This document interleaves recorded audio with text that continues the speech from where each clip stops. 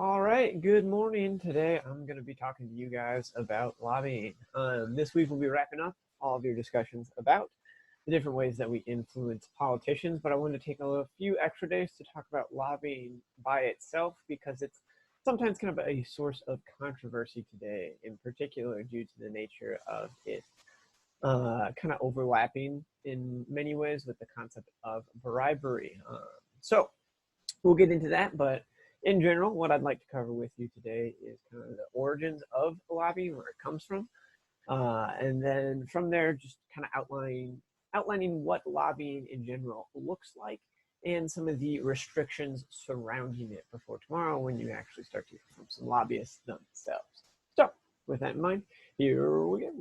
So, lobbying itself, we've defined before, but just as kind of a refresher, it is the act of meeting with a policymaker to influence legislation. And that's very broad for a variety of reasons, which we will get into. But basically, if you are officially meeting with anyone who has anything to do with legislation and then trying to influence their opinion on that legislation, you are engaging in some form of lobbying. So the term itself kind of has a sordid history. There's a lot of different stories about where it comes from. We don't necessarily know which one is true. For example, one of them surrounds the speaker's lobby. It is this area right here. And originally, it was just a place right outside the meeting area of the House of Representatives where they would kind of go to hang out. It was originally created in 1857. And then in 1870, they actually decided to expand it into the hall that you see now. And since it was predominantly where House representatives would go and socialize when they weren't actually making decisions, so like you're tired of hearing someone speak, you just want to go and chat with some of your other House of Representatives friends because there's a lot of you, that is where you would go. And because of that, many people who want to influence politicians, many citizens or representatives of organizations that want to meet with House representatives would kind of hang out in that area because it's the easiest way to get a hold of them. Like, you know that they're going to be there. And so very quickly, the speaker's lobby evolved into this place where lots of people looking to influence politicians would be, along with the politicians themselves. And that's carried over into today. So one of the beliefs is that the term lobbyist comes from that lobby where people would go and hang out, specifically the speaker's lobby. However, it's not the only story. The other popular origin tale comes from the Willard Hotel lobby. Again, the idea being that lobbyist comes from the lobby, just a different lobby, and in particular, President Grant. So the Willard Hotel is this very old, very famous hotel in the DC area, and it has this claim to fame of being a place where presidents go to hang out, specifically the lobby. Prior to Grant, pretty much every single president we've had since the Willard Hotel's inception has at some point stayed in the Willard Hotel. And Grant in particular had a very close connection with the hotel. While he was the general of the Union Army, he stayed at the hotel 4 separate times during his term. And then once he became an actual president, he was believed and rumored and oftentimes credited with going to the Willard Hotel lobby after he had worked his day as the president to just kind of hang out. He'd like smoke a cigar, drink some brandy, unwind from the day. And so as the story goes, many people wishing to communicate with Grant kind of figured out that, oh, this is kind of his hangout place. So they would just show up, and he would be consistently accosted by these different people trying to influence his opinion on particular policy by just meeting him in the Willard Hotel lobby. So again, the significance of the term lobbyist. And it's actually credited to Grant in this story that he kind of got annoyed with people showing up. And so he just referred to the people that were constantly harassing him as lobbyists, these annoying pests that I would find in there. There's the older photo of the Willard Hotel lobby. There's much newer ones today. Realistically, however, the term probably comes from a guy named William Irving in New York, and even then it's not actually from him, but rather about him. And it's kind of the most boring explanation because there's not a whole lot around it. And what had happened is in 1818, there's a New York newspaper that referred to William Irving as a lobbying member of the state legislature, as opposed to a sitting member, which is the term you usually use for people who are part of the actual legislature. William Irving was not. He was a lobbyist, as we think of it today. He was a person who was known to go and try and influence the New York politicians. And so this newspaper appears to have kind of coined the term to describe him. Now, why they went with the term lobbying, it's not really clear. It's probable that it stems from the same reason of all these other stories, is that he would just hang out in lobbies where he knew that politicians would be, and then he would pester them. And so he was like an unofficial member of the legislature, hence the lobbying member of the legislature.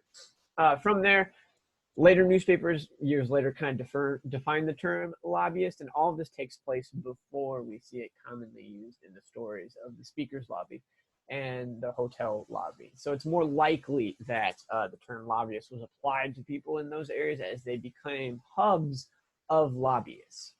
However, the other two origin stories definitely are the more fun ones.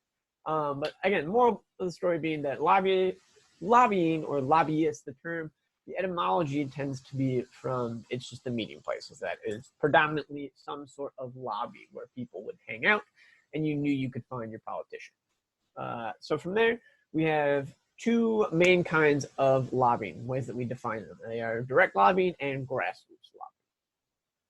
So direct lobbying is kind of the traditional stereotypical form of lobbying that you would think of, where it is any intent to influence lawmaking by communicating with someone associated with lobbying, or with, legislation and the lawmaking process.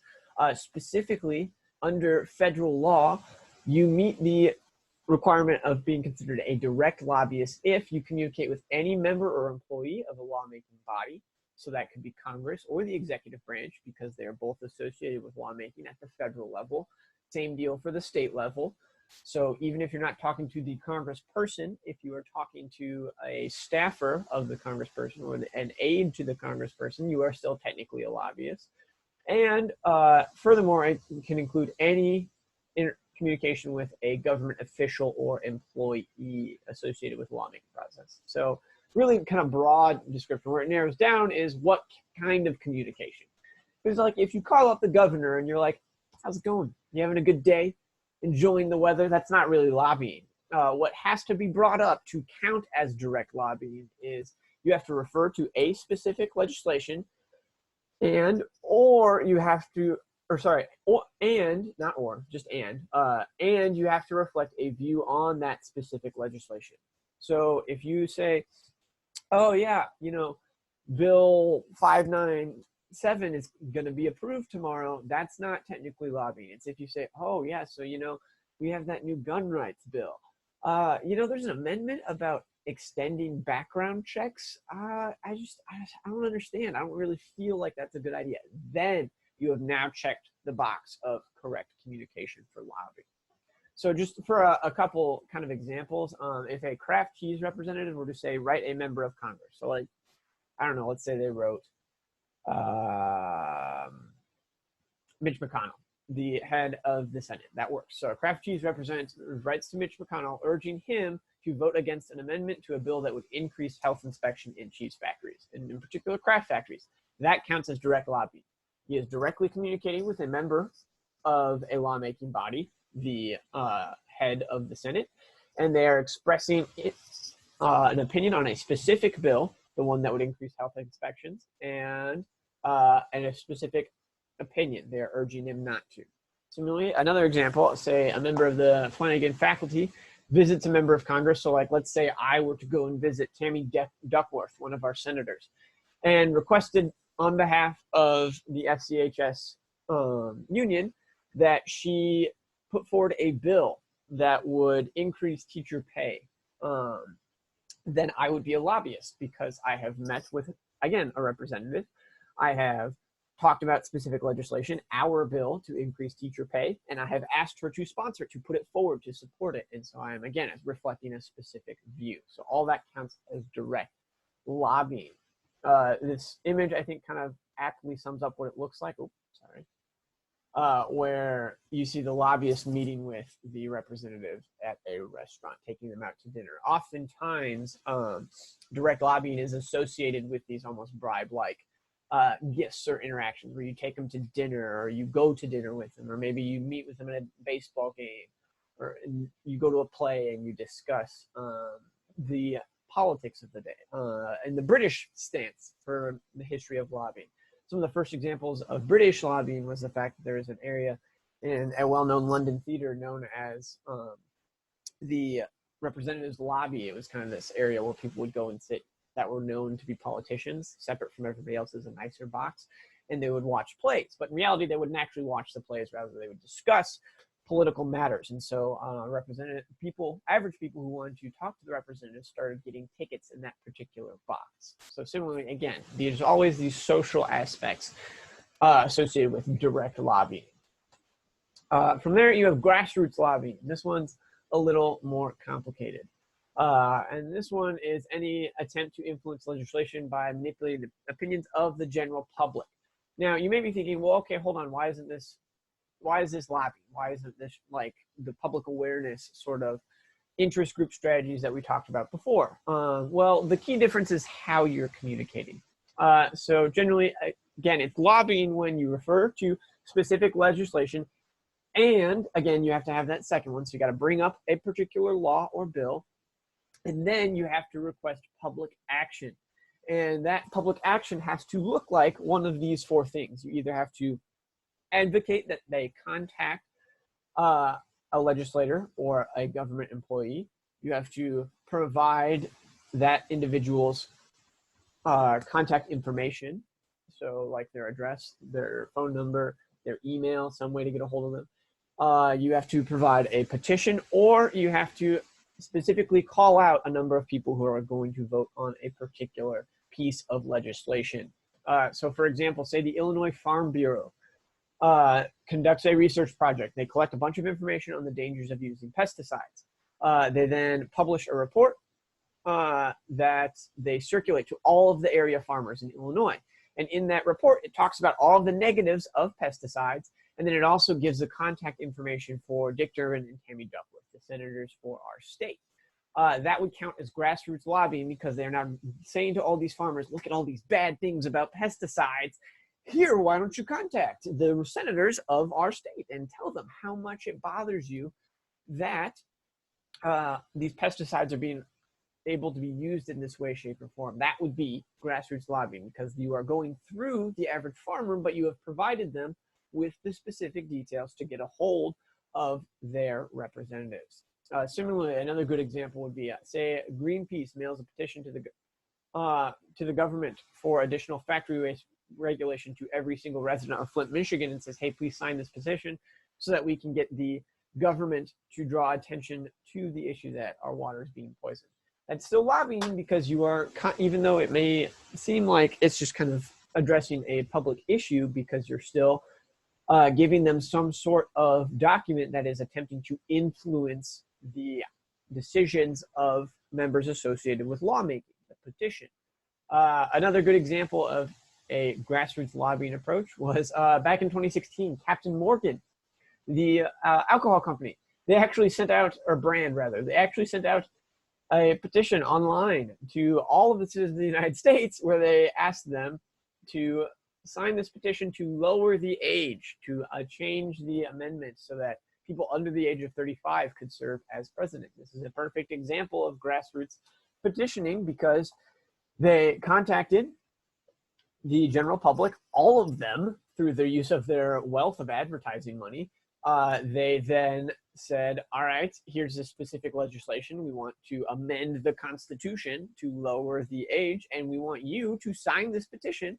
And they even outright said, if we get 100,000 people to sign this petition, and that is the number that legally requires the federal government to acknowledge and address our petition. So again, trying to get change through everybody and influence the government's opinion on this idea of how old you have to be to serve as president. So those are our two types of lobbying.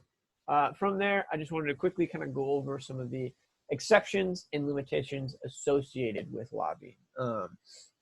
Because, like I said, lobbying itself can very easily toe the line between being bribery and being legally permitted. And there's actually a number of federal laws surrounding this. The most significant one of those being the Lobbying Disclosure Act, which outlines what is considered an acceptable gift, where you are not engaging in bribery, you are just being a lobbyist, trying to persuade people.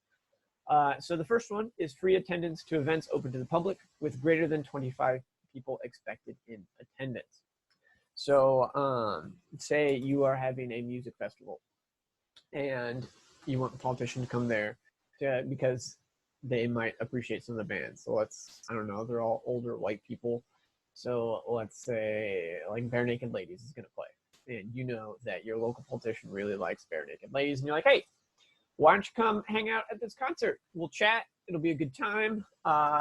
We'll pay for your entry as long as it's open to the public and there are 25 people that are supposed to be in attendance. You're okay. Free attendance to charity or fundraisers, that as well. So like, let's say you are raising money to end gun violence in Peoria, Illinois. And the Bradley is holding a charity event to try and support this. If Bradley invited our local representatives and part of the fundraising was you had to buy a plate of dinner and then the money that you spent on that plate would go towards the fundraising goal. Normally people to attend that would have to pay money. The representative doesn't, they get to go for free. It's fine because it is a charity or fundraising event. Free attendance to small gatherings of constituents that do not include formal lobbyists or a meal of more than $50 are also acceptable. So let's say that, again, area farmers, there's like 6 or 7 farmers that are really upset with some of the recent regulations on farming. And they decide, you know, we want to talk to Tammy Duckworth. And so they decide to hold a small dinner with like 5 or 6 of them. And they send a letter to the office of Tammy Duckworth and they say, hey, we're having this dinner to discuss the recent regulations on farming. We'd really like it if you attend. We'll pay for your meal. And they invite her to this dinner. As long as none of them are formal lobbyists, they are not registered as lobbyists as a profession. They're just farmers having a chat. And they are part of Tammy Duckworth's district. They can offer to pay for her meal as long as it's not more than $50. So if they just say, you know, like we're going to go to a local bar, we're going to have some dinner, you want to come? That's fine. That counts. That is totally acceptable. And lastly, free from drinks in general, as long as it does not exceed whatever is considered a nominal value. So perhaps it is a paid event. The representative pays to go to that event, but then you provide them with all their free food and drinks while they're there. As long as it's not super excessive, you're not buying them like hundreds of thousands of dollars worth of food and drinks, then this is still accepted as a reasonable gift, not bribery. And that is fine with lobbying. And so that's also how lobbyists, like in that cartoon where he's at dinner, get away with acts like that, where they take them to, say, a baseball game or a dinner. As long as it's not a super fancy dinner and it's not super expensive, it still counts. So maybe they just know what your favorite restaurant is and they pay for a portion of it, but not all of it. And that gets the representative to come meet with that lobbyist. Totally acceptable needs. It's only when you get really high in those dollar values where it starts to be questionable and really seem like bribery. And then lastly, there are a couple forms of communication with a representative that do not count as lobbying. And those exceptions primarily are dealing with unbiased communication. So for starters, if you are a nonpartisan group, so if your group does not lean one way or another, does not advocate any particular policy, it's just there to collect information, and then they want to contact a representative to provide them with research they've collected, that's fine, as long as the research is unbiased. So as long as it presents advantages and disadvantages and does not advocate one decision in any or one sort of course of action, that's fine. So like when we talked about earlier, the example of the Illinois Farm Bureau collecting information on pesticides, if they did so and then they sent that information and they talked about the advantages and the disadvantages and they did not suggest that the representative act one way or another, and then they send this to again, Tammy Duckworth, Dick Durbin, that's fine.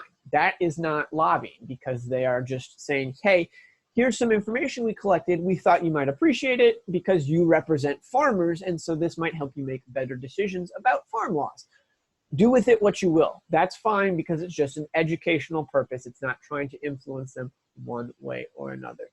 And then also any sort of communication where you are being asked to come before a member in a very formal setting, most often this looks like testimony in front of a committee, that is fine as well. So like if Mark Zuckerberg is called before a House Committee on Intelligence to talk about regulations on Facebook and say, all right, should we have harsher security regulations? What's your opinion as a professional?